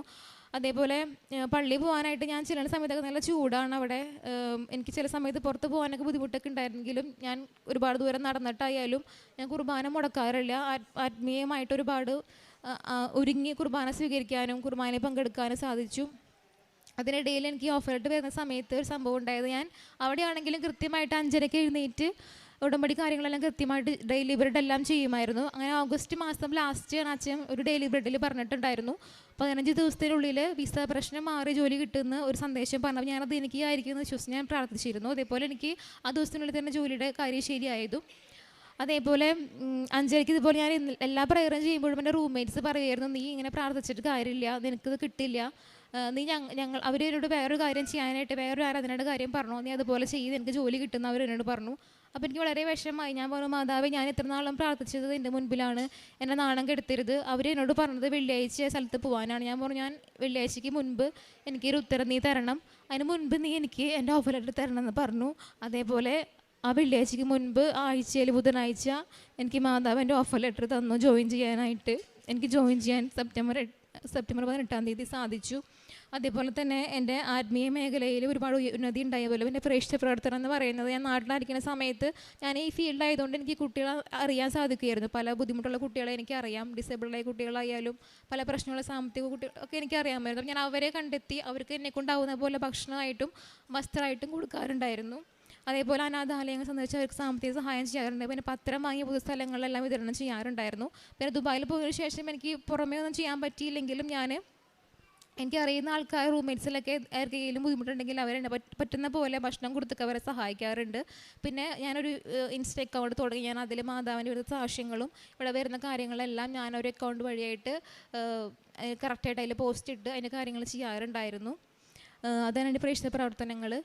അപ്പോൾ ഞാൻ അതിന് ശേഷം പിന്നെ ജോലി കിട്ടി കഴിഞ്ഞാൽ മാതാവിനോട് പറഞ്ഞിരുന്നു ഞാൻ എത്ര ബുദ്ധിമുട്ടായാലും ഞാൻ വന്ന് ഇവിടെ ഡിസംബറിൽ സാക്ഷ്യം പറയാൻ ഞാൻ വരുന്നു പറഞ്ഞിരുന്നു. പക്ഷേ എനിക്ക് ജോലി കിട്ടിയതിന് ശേഷം ഭയങ്കര സാമ്പത്തിക പ്രശ്നങ്ങളായതുകൊണ്ട് എനിക്ക് വരാൻ ഈ സമയത്ത് ടിക്കറ്റ് ഭയങ്കര റേറ്റാണ്, വരാൻ പറ്റില്ലാത്തൊരവസ്ഥയിലെത്തിയപ്പോൾ ഞാൻ പറഞ്ഞു മാതാവ് ഞാൻ എൻ്റെ പ്രശ്നങ്ങളൊക്കെ ഒന്ന് ഒതുങ്ങിയിട്ട് ഞാൻ ജൂണിൽ വന്ന് സാക്ഷ്യം പറയാമെന്ന് പറഞ്ഞു. പക്ഷേ ആ സമയത്ത് എനിക്ക് PCOD അസുഖം മുൻപുണ്ടായിരുന്നു. അത് ഇവിടുത്തെ തേൻ ഉപയോഗിച്ച് മാറിയതായിരുന്നു. പക്ഷേ എനിക്ക് ആ മാസം അറിയാതെ പെട്ടെന്ന് വീണ്ടും ബ്ലീഡിങ് കൂടി നിൽക്കാത്ത അവസ്ഥ. ഞാൻ അവിടെ തന്നെ ഡോക്ടറെ കാണിച്ചിട്ടും എനിക്ക് കുറയുന്നില്ല. നാട്ടിൽ വന്നേ പറ്റുന്നൊരവസ്ഥയിലായി. ഞാൻ പറഞ്ഞു മാതാവ് ഞാൻ വന്ന് സാക്ഷ്യം പറഞ്ഞോളാം, നീ എനിക്ക് ഈ അസുഖം മാറ്റി തരണമെന്ന് പറഞ്ഞ് പ്രാർത്ഥിച്ചു. ഞാൻ അങ്ങനെ ടിക്കറ്റ് എടുത്തതിന് ശേഷം എനിക്ക് ആ അസുഖം പൂർണ്ണമായിട്ട് നിന്നു. അതുപോലെ ഇങ്ങോട്ട് വരുന്ന യാത്രയും ഞാൻ പ്രതീക്ഷിക്കാതെ ഞാൻ എല്ലാവരോടും പറഞ്ഞു ഞാൻ വരില്ല എന്ന് പറഞ്ഞിട്ടുണ്ടായിരുന്നത്. എനിക്ക് ടിക്കറ്റ് എടുത്ത് വരാൻ പറ്റിയ സാഹചര്യം ആയിരുന്നില്ല. പക്ഷേ എനിക്ക് എൻ്റെ സാലറിയിൽ നിന്ന് ടിക്കറ്റ് എടുത്ത് ഇവിടെ വരാനായിട്ട് ഒരു ജോലി തന്ന മാതാവിനെ ഒരുക്കി. ഞാൻ ഓഗസ്റ്റ് മാസമൊക്കെ അവസാനമാകുമ്പോൾ ഞാൻ ജോലി കിട്ടാതെ എന്താവസ്ഥയിലാണെന്ന് എനിക്ക് പറയാൻ പറ്റാത്തൊരവസ്ഥയിൽ ഞാൻ ഇരുന്നിരുന്നത്. ആ അവസ്ഥയിൽ നിന്ന് എന്നെ ഒരു ജോലി കിട്ടിയെന്ന് ഇവിടെ സാക്ഷ്യം പറയാനായിട്ട് മാതാവിന് മുമ്പിൽ നിർത്തിയത് എൻ്റെ കഴിവുകൊണ്ടല്ല, മാതാവിൻ്റെ അനുഗ്രഹം കൊണ്ട് മാത്രമാണ്. അതിന് മാതാവിനും തിരുക്കുമാരനും അച്ഛനും അമ്മ മാതാവിനും കോടാനുകൂടി നന്ദി പറയുന്നു. എൻ്റെ പേര് Shaila Toju, husband advocate Toju J Nellissery, മകൻ സ്നേജോ ടോജു. ഞാൻ 2019 കൃപാസനത്തെക്കുറിച്ചിട്ട് തൃശ്ശൂർ ജില്ലയിലുള്ള മുണ്ടൂർ ഇടഭാഗമാണ് ഞാൻ. 2019 ആലപ്പുഴയിൽ വന്നപ്പോൾ എനിക്കൊരു കൃപാസന പത്രം കിട്ടുകയുണ്ടായി. ആ കൃപാസന പത്രം ഞാൻ 2023 വരെ വളരെയധികം സൂക്ഷിച്ചു വെച്ചു. 2023 മകനെ പ്ലേസ്മെൻറ്റിലൂടെ നല്ലൊരു ജോലി കിട്ടണമെന്നുള്ള ഉദ്ദേശത്തോടു കൂടി മകൻ പറഞ്ഞിട്ട് ഞാനും മകനും കൂടി ഹസ്ബൻഡും കൂടിയിട്ട് ഇവിടെ ഉടമ്പടി എടുക്കാൻ വന്നു. ആദ്യം ഉടമ്പടി എടുത്തത് മകനായിരുന്നു. അതിനുശേഷം ഞാനും ഉടമ്പടി എടുത്തു. 2023 ഉടമ്പടി എടുത്തെങ്കിലും പെട്ടെന്ന് എൻ്റെ ഉടമ്പടി കാശുരൂപം നഷ്ടപ്പെട്ടതുകൊണ്ട് ഞാൻ പുതിയ ഉടമ്പടി എടുക്കുകയുണ്ടായി. എനിക്ക് വളരെയധികം വിഷമമായിരുന്നു. കാശുരൂപം നഷ്ടപ്പെട്ടതുകൊണ്ട് തന്നെ ആ നഷ്ടപ്പെട്ട കാശുരൂപം തിരിച്ചു കിട്ടിയില്ലല്ലോ എന്നുള്ള വിഷമമായിരുന്നു. പക്ഷേ ഞാൻ പുതിയ ഉടമ്പടി എടുത്തപ്പോൾ എനിക്ക് ഈ ഉടമ്പടി പത്രത്തിൽ 2 മാതാവിൻ്റെ ചട്ടയോട് കൂടിയുള്ള ഒരു ബുക്കായിരുന്നു എനിക്ക് കിട്ടിയിരുന്നത്. അതോടുകൂടി എനിക്ക് ആ വിഷമം മാറി കിട്ടി. 2023 തന്നെ മകനെ പ്ലേസ്മെൻറ്റിൽ കൂടെ ഫെഡറൽ ബാങ്കിൽ അസിസ്റ്റൻറ്റ് മാനേജറായിട്ട് അവന് ജോലി ലഭിക്കുകയുണ്ടായി. അത് അവൻ വന്ന് സാക്ഷ്യം പറഞ്ഞതാണ്. ഇനി കിട്ടിയ സാക്ഷ്യമാണ് ഞാൻ പറയുന്നത്. ഇനി കിട്ടിയത് 12 വർഷമായി എൻ്റെ അമ്മയ്ക്ക് വിൽപത്രം എഴുതാൻ ആഗ്രഹിച്ചിട്ട്, പക്ഷേ പലവിധ കാരണത്താലും അമ്മയ്ക്ക് അത് എഴുതാൻ സാധിച്ചിരുന്നില്ല. കുറേയധികം പ്രാർത്ഥിച്ചിരുന്നു, ഞങ്ങൾ കുടുംബമടക്കം പ്രാർത്ഥിച്ചിരുന്നു. വളരെ ഇഷ്യൂ ഉണ്ടാവുന്ന കാര്യമാണ് ഭാവിയിൽ അത്.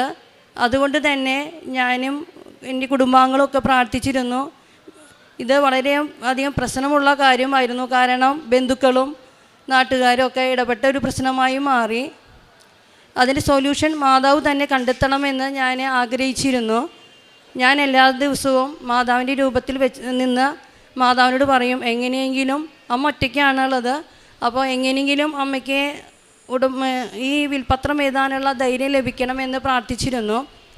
അതിൻ്റെ ഫലമായി അമ്മ തന്നെ ഓഗസ്റ്റ് 23, 2024 വിൽപത്രം എഴുതി. അമ്മയ്ക്ക് ധൈര്യം കിട്ടിയതിനെ ഓർത്തുകൊണ്ട് ഈശോ അപ്പച്ചനും അമ്മ മാതാവിനും കോടാനുകോടി നന്ദി പറയുന്നു. അടുത്ത സാക്ഷ്യം എന്ന് പറഞ്ഞാൽ എൻ്റെ ഹസ്ബൻഡ് ജോലി കഴിഞ്ഞിട്ട് ഞാൻ ജൂൺ 12 ഉടമ്പടി പുതുക്കാൻ വരുന്ന ദിവസമായിരുന്നു. ജൂൺ 11 ജോലി കഴിഞ്ഞിട്ട് ആൾ സ്കൂട്ടർമ വരികയായിരുന്നു. രാത്രി 7:30 സമയമാണ്. അയ്യന്തോൾ പുഴക്കൽ പാടം പൊതുവെ തൃശ്ശൂർ ജില്ലയിലുള്ളവർക്കും പുറമെയുള്ളവർക്കും അറിയാവുന്നതാണ്. റോഡിൽ കുറേ റോഡപകടങ്ങളുള്ള സ്ഥലം, അതുപോലെ വാഹനങ്ങൾ കൂടുതലുള്ള സ്ഥലം, എപ്പോഴും പ്രശ്നങ്ങളുള്ള സ്ഥലങ്ങളാണ്. ആ സമയത്ത് ആൾ സ്കൂട്ടറുമ്പോൾ വരുമ്പോൾ ആളുടെ സ്കൂട്ടറിൻ്റെ ബാക്കിലുള്ള വീല് തെറിച്ച് വീഴുകയും അപ്പോൾ തന്നെ ആൾ റോട്ടിലേക്ക് മറിഞ്ഞ് വീഴുകയും ഉണ്ടായി. ഒരു ദൈവദൂതനെ പോലെ ഒരു വ്യക്തി വന്ന് ഹസ്ബൻഡിനെ ഏൽപ്പിച്ച് നിർത്തി. പക്ഷേ യാതൊരു പോറൽ പോലും ആൾക്ക് സംഭവിച്ചില്ല. നമുക്കറിയാം, ഓടിക്കൊണ്ടിരിക്കുന്ന സ്കൂട്ടർ മറിഞ്ഞ് വീണാലുള്ള അവസ്ഥ എന്താണെന്നറിയാം. യാതൊരു അപകടമില്ലാതെ ആളേനെ ഓട്ടോറിക്ഷയിൽ വീട്ടിലേക്ക് പറഞ്ഞയച്ചു. അതുപോലെ തന്നെ അന്ന് തന്നെ പിറ്റേ ദിവസം ഞാൻ ഇവിടെ ഉടമ്പടി എടുക്കാൻ വന്നു. ഹസ്ബൻഡ് ജോലിക്ക് പോയി. വലിയൊരു സംരക്ഷണമായിരുന്നു ഈശോ അപ്പച്ചനിൽ നിന്നും അമ്മ മാതാവിൽ നിന്നും ലഭിച്ചത്. ഈ സംരക്ഷണം ലഭിക്കാനുള്ള പ്രധാന കാരണം, എല്ലാ ദിവസവും ജോലിക്ക് പോകുന്നതിന് മുമ്പ് ഉടമ്പടി തൈലം നെറ്റിയിൽ കുരിശ് വരയ്ക്കുകയും നാവിൽ കുരിശ് വരയ്ക്കുകയും അതുപോലെ പ്രത്യക്ഷീകരണ പ്രാർത്ഥന ചൊല്ലിയിട്ട് മാത്രമാണ് ഹസ്ബൻഡ് ജോലിക്ക് പോകാറുള്ളത്. അതുകൊണ്ട് തന്നെയാണ് ആ സംരക്ഷണം ലഭിച്ചിരിക്കുന്നതെന്ന് ഞങ്ങൾ 3 പേരും പൂർണ്ണമായിട്ട് വിശ്വസിക്കുന്നു. അടുത്ത അനുഗ്രഹം എന്ന് പറയുന്നത്, ഞാൻ സഹോദരനായിട്ട് 5 വർഷമായി പിണക്കത്തിലായിരുന്നു. ഞാനും എനിക്കെൻ്റെ ഒരു ചേച്ചിയും ഒരു അനിയനാണുള്ളത്. ഞങ്ങളെ കാണുമ്പോൾ അവൻ മുഖം തിരിച്ചു പോകാറാണ് പതിവ്. എന്നും പ്രാർത്ഥിക്കും ഞങ്ങൾ. അവൻ ഗൾഫിലാണ് ജോലി ചെയ്യുന്നത്. അവൻ ഗൾഫിൽ നിന്ന് വന്ന സമയത്ത് ഞാൻ ഈശോ അപ്പച്ചനോടും അമ്മ മാതാവിനോടും പറഞ്ഞു, ഈശോ അപ്പച്ച, അമ്മ മാതാവേ, എനിക്ക് എൻ്റെ അനിയനായിട്ടുള്ള പിണക്കം മാറണം. സഹോദരനോടുള്ള രമ്യതയാണ് ഏറ്റവും വലുത് എന്ന് എനിക്കറിയാം. ഞങ്ങൾ പല പ്രാവശ്യവും സംസാരിക്കാൻ ശ്രമിച്ചിരുന്നെങ്കിലും അത് സാധിച്ചിരുന്നില്ല. ഉടമ്പടി എടുത്തതിന് ശേഷമാണ് അതിനുള്ള ഒരു അവസരം ഞങ്ങൾക്ക് ലഭിച്ചത്. ഞാനും എൻ്റെ ചേച്ചിയും കൂടിയിട്ട് അവൻ വന്ന സമയത്ത് കാണാൻ പോകാൻ വിചാരിച്ചു. ഒരാഴ്ച കഴിഞ്ഞ് അവൻ ഗൾഫിലേക്ക് മടങ്ങാൻ ഉദ്ദേശിച്ചതാണ്. അങ്ങനെ ഞാനും ചേച്ചിയും കൂടിയിട്ട് അവനെ കാണാൻ പോയി. ആ പോകുന്നതിന് മുമ്പ് ഞാൻ വിശുദ്ധ ബലിയിലെ ഇത് പൂർണ്ണമായി സമർപ്പിച്ചു. അന്ന് കുമ്പസാരിച്ചു, അച്ഛനോട് കാര്യം പറഞ്ഞു. ഒപ്പം തന്നെ വീട്ടിൽ വന്നിട്ട് എൻ്റെ മാതാവിനോടും പറഞ്ഞു, മാതാവേ, അവൻ ഇനി പോയി കഴിഞ്ഞാൽ ഒരാഴ്ച സമയമുള്ളൂ. അവൻ വീട്ടിൽ നിന്ന് പോയി കഴിഞ്ഞാൽ എനിക്ക് ഇനി സംസാരിക്കാനുള്ള അവസരം നഷ്ടപ്പെടും. അതുകൊണ്ട് അമ്മ മാതാവ് തന്നെ അതിനുള്ള അവസരം ഞങ്ങൾക്ക് ഒരുക്കി തരണമേ എന്ന് പ്രാർത്ഥിച്ചു. അങ്ങനെ ഞാനും ചേച്ചിയും കൂടിയിട്ട് അമ്മയോടൊന്നും പറയാതെ തന്നെ വീട്ടിലേക്ക് ചെന്നു. അത്ഭുതം എന്ന രീതിയിൽ ഞാനും ചേച്ചിയും ഹാളിൽ വന്നിരുന്നു. ഞങ്ങളെ കാണുമ്പോൾ നോക്കാതെ പോയിരുന്ന എൻ്റെ സഹോദരൻ ഞങ്ങളുടെ മുന്നിലെ കസേരയിൽ വന്നിരുന്നു. അപ്പോൾ ഞാൻ അവനോട് പറഞ്ഞു, ഞാൻ എന്നെ ആദ്യം സംസാരിക്കാൻ തുടങ്ങിയത്, നമ്മൾ 3 പേരും വിശ്വാസികൾ, ദൈവവിശ്വാസത്തിൽ ഉറച്ചു നിൽക്കുന്നവരാണ്. 3 പേരും എല്ലാ ദിവസവും പള്ളിയിൽ പോകുന്നവരാണ്. 3 പേരും കൃപാസനത്തിൽ വന്നവരാണ്. നമ്മൾ ഇങ്ങനെ പിണങ്ങിയിരുന്നാൽ നമുക്ക് കിട്ടേണ്ട അനുഗ്രഹം നഷ്ടപ്പെട്ടു പോകുമല്ലോ എന്ന് അവനോട് ഞാൻ പറഞ്ഞു. അപ്പോൾ അവൻ ഫ്രീ ആയിട്ട് എന്നോട് സംസാരിക്കാൻ തുടങ്ങി. ഇപ്പോൾ ഞങ്ങൾ വാട്സപ്പിൽ കൂടെയും വീഡിയോ കോളിലൊക്കെ ഞങ്ങൾ സംസാരിച്ചു തുടങ്ങി. അവൻ വളരെയധികം ഫ്രീ ആയി. അങ്ങനെ ഞങ്ങളുടെ ഇടയിലുള്ള പിണക്കം എൻ്റെ അമ്മമാതാവ് തന്നെ മാറ്റിത്തന്നു. അതിൽ ഈശോ അപ്പച്ചനും അമ്മ മാതാവിനും കോടാനുകോടി നന്ദി പറയുന്നു. പിന്നെ പ്രേക്ഷിത പ്രവർത്തനം എന്ന് പറഞ്ഞാൽ, ഞാൻ പള്ളികളിലും അതുപോലെ തന്നെ ഹെൽത്ത് സെൻ്ററിലാണ് ഞാൻ കൂടുതൽ പ്രേക്ഷിത പ്രവർത്തനം ചെയ്യാറുള്ളത്.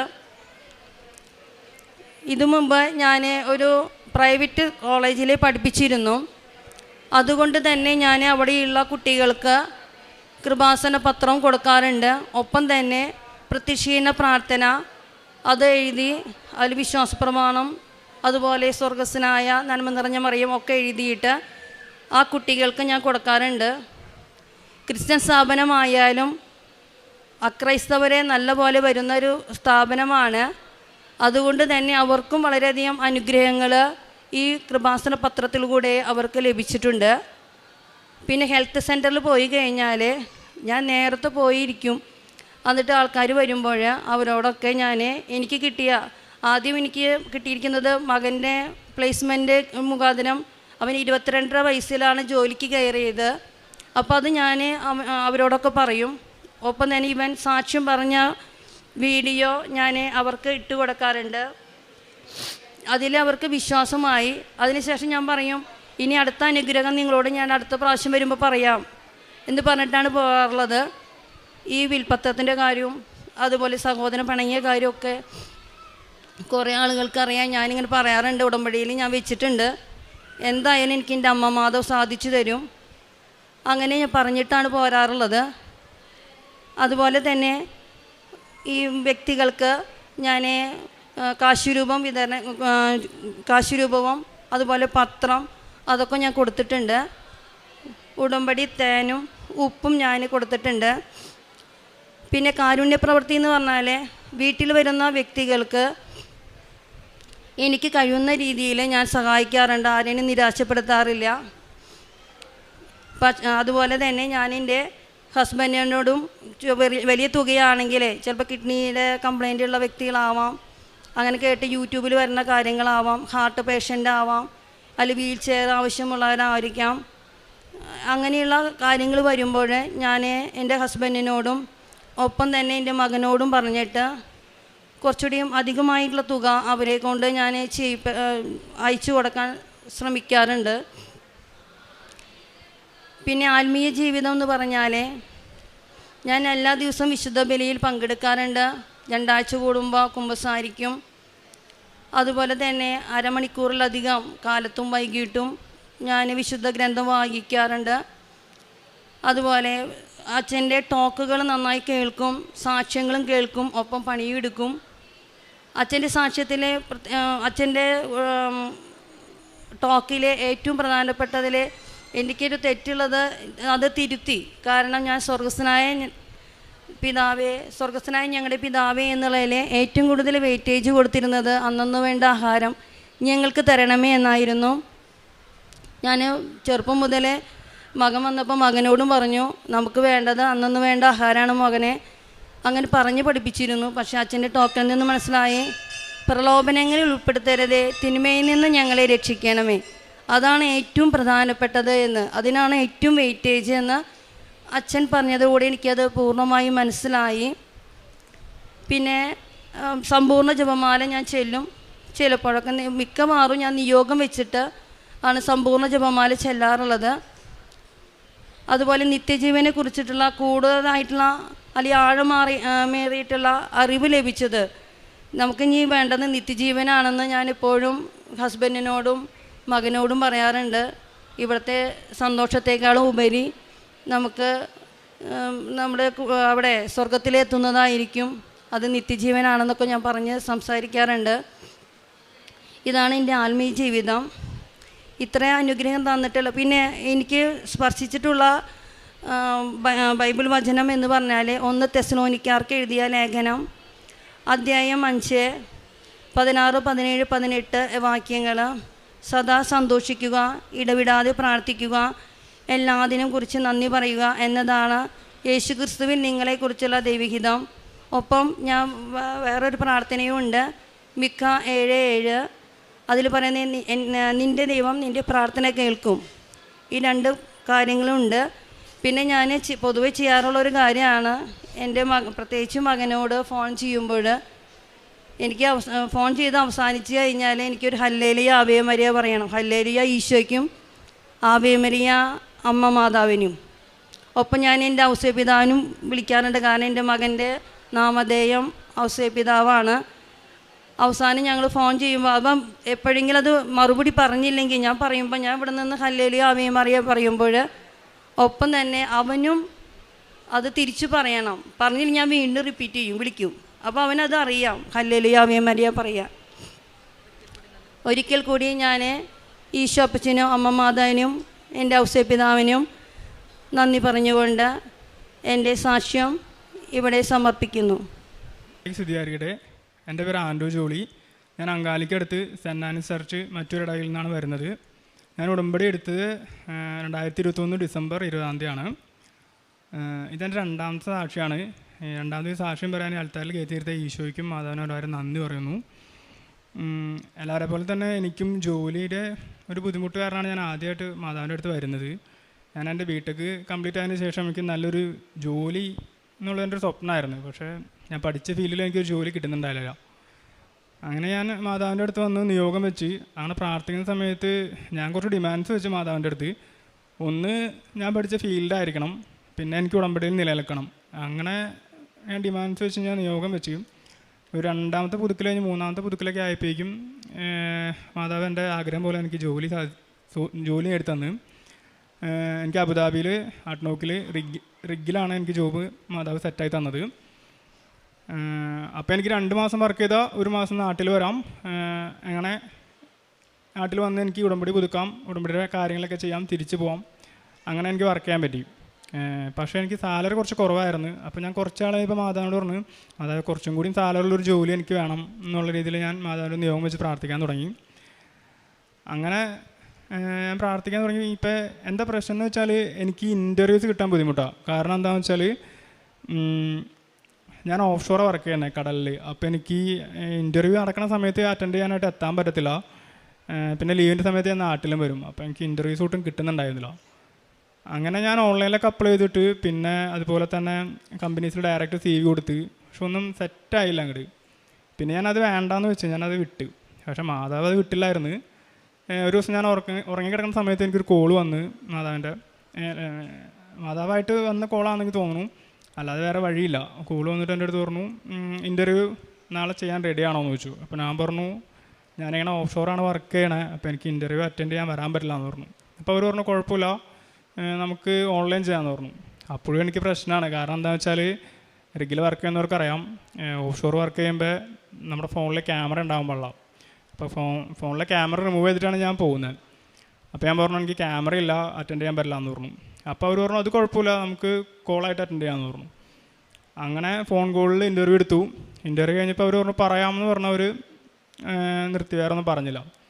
പിന്നെ ഞാൻ അത് വിട്ട് പിന്നെ ഞാൻ വീണ്ടും വന്ന് ഉടമ്പടി പുതുക്കി തിരിച്ച് ചെന്ന്. അപ്പോൾ പിന്നെ കേൾക്കണത് എന്താണെന്ന് വെച്ച് കഴിഞ്ഞാൽ ആ കമ്പനി അതൊരു US ബേസ്ഡ് കമ്പനിയാണ്. അപ്പോൾ അത് വേറൊരു കമ്പനിക്ക് വിറ്റെന്നാണ്. അപ്പോൾ എൻ്റെ പ്രതീക്ഷ എല്ലാം തീർന്നു. എന്നാലും ചെറിയൊരു വിശ്വാസം അവിടെ ബാക്കി ഉണ്ടായിരുന്നു. അതുപോലെ തന്നെ കുറച്ച് കഴിഞ്ഞപ്പോൾ വീണ്ടും ആ കമ്പനി തന്നെ വിളിച്ച്. അപ്പോൾ ഞാൻ പറഞ്ഞു, ഓക്കെ, ഞാൻ റെഡി ആണെന്നുള്ള രീതിയിൽ സംസാരിച്ചു. പിറ്റേ ദിവസം അവരെനിക്ക് ഓഫർ ലെറ്റർ അയച്ചു തന്നു. എനിക്ക് ആദ്യം കിട്ടിയിട്ടിരുന്നേക്കാളും ഒരു 2 മടങ്ങ് കൂടുതലൊരു ഉള്ളൊരു ജോലി എന്ന മാതാവ് എന്നെ സഹായിച്ചു. അപ്പോൾ അതിനു മുമ്പ് ഞാൻ ആദ്യം ജോലി കിട്ടിക്കഴിഞ്ഞപ്പോൾ വർക്ക് ചെയ്യുമ്പോൾ എനിക്ക് അത്യാവശ്യം കണ്ടിന്യൂസ് വർക്ക് ചെയ്യേണ്ടി വരും, ഒരു 2 മണിക്കൂറൊക്കെ. അപ്പോൾ എൻ്റെ കാലിന്, ഞാൻ ചെറുപ്പത്തിൽ ഫുട്ബോൾ കളിച്ചിട്ട് എൻ്റെ ലിഗമെൻറ്റിന് ചെറിയൊരു പുട്ടിൽ വന്നിട്ടുണ്ടായി. അത് ഞാൻ 3 മാസം റെസ്റ്റൊക്കെ എടുത്ത് ഓക്കെ ആയി സെറ്റായിട്ടാണ് ഞാൻ ജോലിക്ക് കയറിയത്. പക്ഷേ കണ്ടിന്യൂസ് വർക്ക് ചെയ്യണോണ്ടാണെന്ന് തോന്നുന്നു എനിക്ക് വീണ്ടും പെയിനായി. അപ്പോൾ ഞാൻ മാതാവിൻ്റെ ഇത്രേ പറഞ്ഞോളൂ, ഇതെനിക്ക് മാതാവ് നേടിത്തന്ന ജോലിയാണ്, മാതാവ് എന്നെ നോക്കിക്കോളാൻ പറഞ്ഞു. കാര്യം അവിടെ മെഡിക്കുണ്ട്, അവരെ കണ്ടു കഴിഞ്ഞാൽ എനിക്ക് ട്രീറ്റ്മെൻറ്റ് കിട്ടും. പക്ഷേ അത് റെക്കോർഡിക്കലി പ്രോബ്ലം ആവും. പിന്നെ എനിക്ക് എൻ്റെ ജോബിനെ എഫക്റ്റ് ചെയ്യും, എൻ്റെ ജോബ് നഷ്ടപ്പെടാൻ വരാൻ ചാൻസ് ഉണ്ട്. അപ്പോൾ ഞാൻ പറഞ്ഞു, വേറെ ഒന്നും ചെയ്യുന്നില്ല, ഞാൻ തൈലം കാലുമ്പോൾ വരട്ടിയിട്ട് ഞാൻ പ്രാർത്ഥിച്ചു. പിറ്റേ ദിവസം തുടങ്ങി എനിക്ക് ജോലി എന്ന് പറയുമ്പോൾ എല്ലാം എനിക്ക് റെസ്റ്റ് കിട്ടുന്ന രീതിയിലുള്ള ജോലികളായി. പിന്നെ അത് കുഴപ്പമില്ലാതെ മാറി. പിന്നെ നാട്ടിൽ നിന്ന് ഉടമ്പടിയിൽ വെച്ച് പിന്നെ എനിക്കിപ്പോൾ ഒരു 4 മണിക്കൂറൊക്കെ കണ്ടിന്യൂസ് നിന്ന് വർക്ക് ചെയ്താലും ഒരു കുഴപ്പമില്ല, അത് പൂർണ്ണമായിട്ട് മാറി കിട്ടി. പിന്നെ എന്ന് പറയാനായിട്ട് ഞാൻ ജോലിക്കും പഠിച്ചതിൻ്റെയും ഒക്കെ ആയിട്ട് എനിക്കൊരു 6-7 ലക്ഷത്തിൽ കൂടുതൽ കടം ഉണ്ടായിരുന്നു. അപ്പോൾ എനിക്ക് ഈ ജോലി കിട്ടിയത് കഴിഞ്ഞ് ഒറ്റയടിക്ക് തന്നെ എൻ്റെ കടമെല്ലാം ഇല്ലാതായി, പൂർണ്ണമായിട്ട് മാറി കിട്ടി എനിക്ക്. പിന്നെ അതുപോലെ തന്നെ എൻ്റെ വീടിൻ്റെ പണി എന്ന് പറഞ്ഞാൽ കുറച്ച് എക്സ്റ്റെൻഡ് ചെയ്ത് എടുത്തായിരുന്നു. പക്ഷെ അത് കുറേ പെൻഡിങ് ആയിരുന്നു, ഒന്നും നടക്കുന്നുണ്ടായിരുന്നില്ല. ഒരു 10 വർഷമായിട്ടാണ് കിടക്കണമായിരുന്നത്. പക്ഷേ ഇപ്പോൾ മാതാവിൻ്റെ അനുഗ്രഹം കൊണ്ടും അതെല്ലാം പൂർത്തിയായി, ഇപ്പോൾ പെയിൻറ്റിങ് വരെ എത്തിയിട്ടുണ്ട്. പിന്നെ ഇത്രയൊക്കെ അനുഗ്രഹങ്ങളാണ് എനിക്ക് കിട്ടിക്കൊണ്ടിരുന്നത്. പിന്നെ എന്ന് വെച്ചാൽ എനിക്ക് സുഗന്ധാഭിഷേകം കിട്ടാറുണ്ട്. അതിൽ ഞാൻ അത്ര വിശ്വസിച്ചിരുന്ന വ്യക്തിയല്ല. പക്ഷേ മാതാവ് അതുകൊണ്ടായിരിക്കാം ഒരു പക്ഷേ ഞാൻ വണ്ടി ഓടിക്കുന്ന സമയമാണ്, ബൈക്ക്. അപ്പോൾ ഹെൽമെറ്റ് വെച്ചാൽ നമ്മൾ ഓടിക്കുക. ആ സമയത്ത് എനിക്ക് കണ്ടിന്യൂസ് ഒരു 2 മിനിറ്റ് കൂടുതൽ സുഗന്ധാഭിഷേകം കിട്ടിയായിരുന്നു. അങ്ങനെ കിട്ടിക്കഴിഞ്ഞാൽ പിറ്റേ ദിവസം എന്തെങ്കിലുമൊക്കെ എൻ്റെ ലൈഫിൽ നടക്കും. അതുപോലെ തന്നെ എനിക്ക് കൂടുതലായിട്ടും സ്വപ്നത്തിൽ കൂടെ എന്നോട് കൂടുതൽ സംസാരിക്കുന്നത് തന്നെ. എന്തെങ്കിലും സ്വപ്നത്തിൽ ഇങ്ങനെ മാതാവ് കാണിച്ചു തരും. പിറ്റേ ദിവസം ഞാനിങ്ങനെ ബൈബിളിരുന്ന് വായിക്കുന്ന ടൈമിൽ അതിൻ്റെ മനസ്സിലിങ്ങനെ തെളിഞ്ഞു വരും എന്താ മാതാവ് പറഞ്ഞതെന്നുള്ളത്. അങ്ങനെ 1-2 അനുഭവങ്ങൾ ഉണ്ടായിട്ടുണ്ട്. പിന്നെ എനിക്ക് ജോലി കിട്ടിയെന്ന് പറഞ്ഞത് അതും സെപ്റ്റംബർ 8 തന്നെ എൻ്റെ ഓഫർ ലെറ്റർ എൻ്റെ കയ്യിൽ കിട്ടിയത്. പിന്നെ ഞാൻ കാരുണ്യ പ്രവർത്തികളൊക്കെ ആയിട്ട് ചെയ്യാറെന്ന് പറയുന്നത് എൻ്റെ വീടിൻ്റെ അടുത്തുള്ളൊരു ഓൾഡ് ഏജ് ഹോമുണ്ട്. അപ്പോൾ അവിടെ പ്രായ അപ്പച്ചന്മാരും അമ്മച്ചിമാരൊക്കെ ഉണ്ട്. അപ്പോൾ ഞാൻ അപ്പച്ചന്മാരും അവിടെ ചെല്ലും. അവർക്ക് ഒരു നേരത്തെ ഭക്ഷണം കൊടുക്കാൻ പറ്റിയാൽ അത് ചെയ്യും. പിന്നെ ഭക്ഷണം കൊടുക്കാതെ സഹായിക്കും. പിന്നെ അവരെ കുളിപ്പിക്കും, അവരെ നഖം വെട്ടി കൊടുക്കും, മുടി വെട്ടും, അങ്ങനെ അവരെ അത്യാവശ്യം ഞാൻ ശുശ്രൂഷ ചെയ്യാറുണ്ട് അവിടെ. പിന്നെ ഞാൻ റോഡ് സൈഡിലിരിക്കുന്ന പാവപ്പെട്ടവരെ കാണുമ്പോൾ അവരുടെ ഡ്രസ്സൊക്കെ മോശമാണെങ്കിൽ അവർക്ക് ഡ്രസ്സൊക്കെ മേടിച്ച് കൊടുക്കും. പിന്നെ പൊതിച്ചോറ് കൊടുക്കാറുണ്ട്. പിന്നെ കാരുണ്യപ്രവൃത്തി ചെയ്യണമെന്ന് വെച്ചാൽ എനിക്ക് കിട്ടുന്ന സാലറിയുടെ ഞാനൊരു ദശാംശം മാറ്റി വയ്ക്കും എല്ലാ മാസം. അതുകൊണ്ട് ഞാൻ എന്തെങ്കിലും ഒരു കാരുണ്യപ്രവൃത്തി ചെയ്യാറുണ്ട്. പിന്നെ പ്രേക്ഷിത പ്രവർത്തനമായിട്ട് കിട്ടുന്ന പത്രങ്ങൾ ഞാൻ ബസ് സ്റ്റാൻഡിലേക്ക് കൊടുക്കും. പിന്നെ ഞാൻ വർക്ക് ചെയ്യുന്നത് അബുദാബിയിലാണ്. അപ്പോൾ അവിടുത്തെ പള്ളിയിലും കൊടുക്കാറുണ്ട്. പിന്നെ യൂട്യൂബിൽ അച്ഛൻ്റെ ധ്യാനം ഞാനത് ലിങ്ക് എല്ലാവർക്കും ഷെയർ ചെയ്ത് കൊടുക്കാറുണ്ട്. ഇത്രയൊക്കെ ആനുകൂല്യം തന്ന ഈശോയ്ക്കും മാതാവിനും